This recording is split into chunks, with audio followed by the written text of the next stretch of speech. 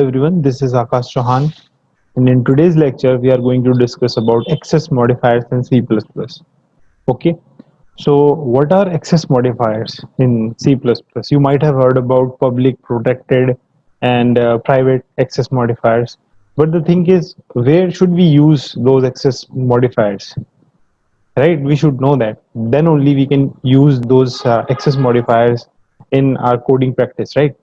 So let's discuss what are private and protected and public access modifiers.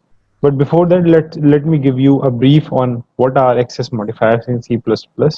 So public, protected, and private are those access modifiers.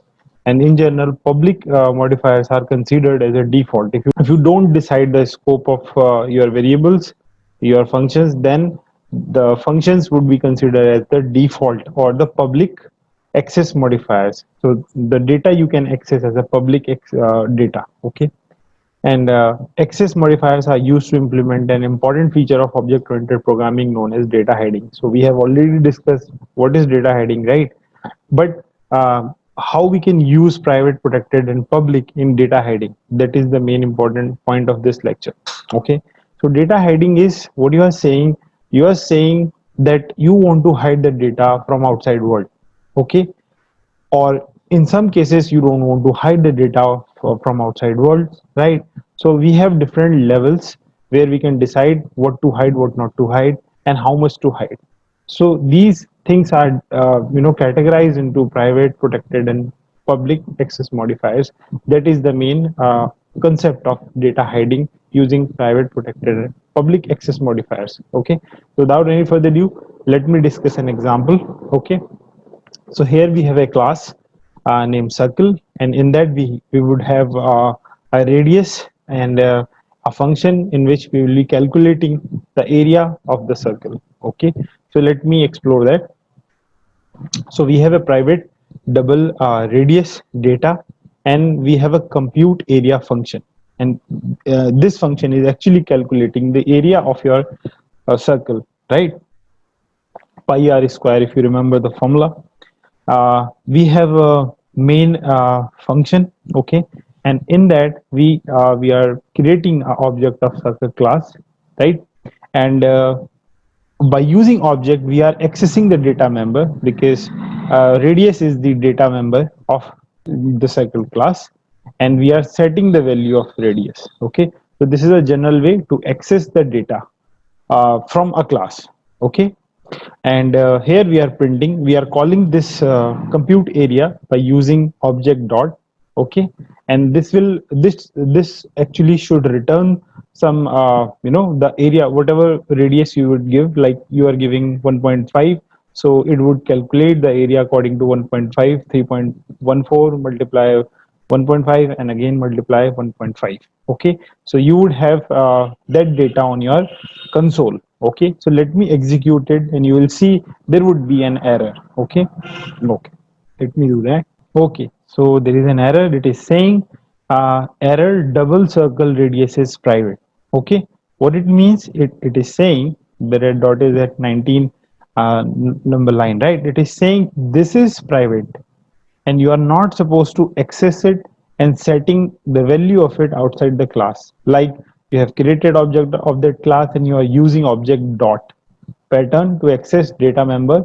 This is only applicable for your public in general. If your data and the functions inside your class are public, then you can access it using the object dot pattern. So there is no error over here, right?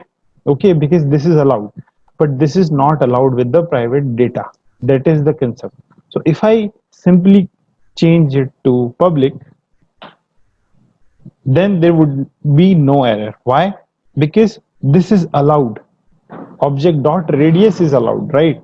So it will give you the output or the area of your circle, right? So the area of circle is 7.065. Okay, so here is we have understood private and public. So if we have a public data, then simply create the object of your circle class.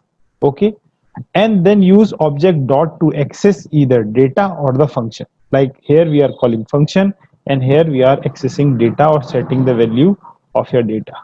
Okay, for private, if you write a private variable, then it will give you the error. So the thing is, then why we are using private, or where we can use private data or private variable, right?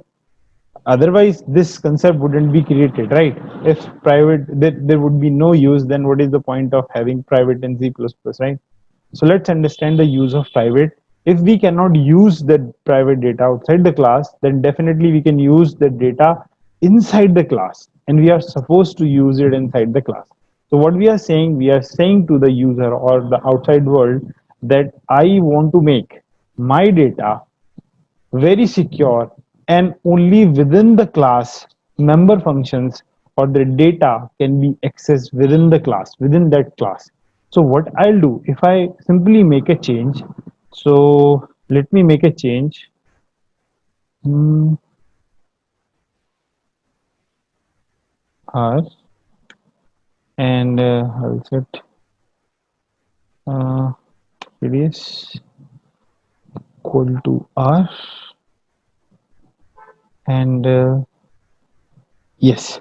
So here, what is happening during this? You cannot do that, right? Because it's a private.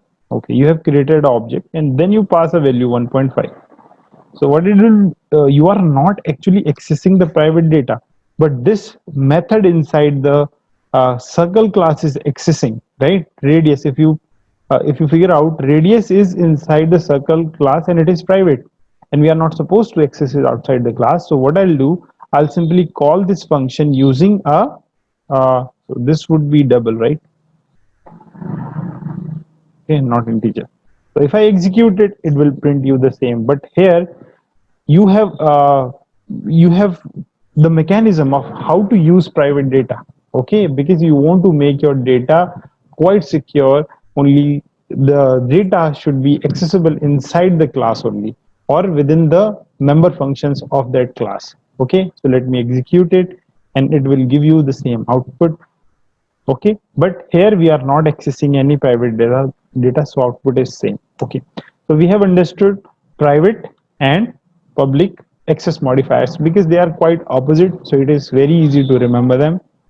Okay, let's discuss what are protected, because that is also a very important aspect. So it is somewhere in the middle of private and public. Okay, public is something you create the object, use object dot to access data and the function.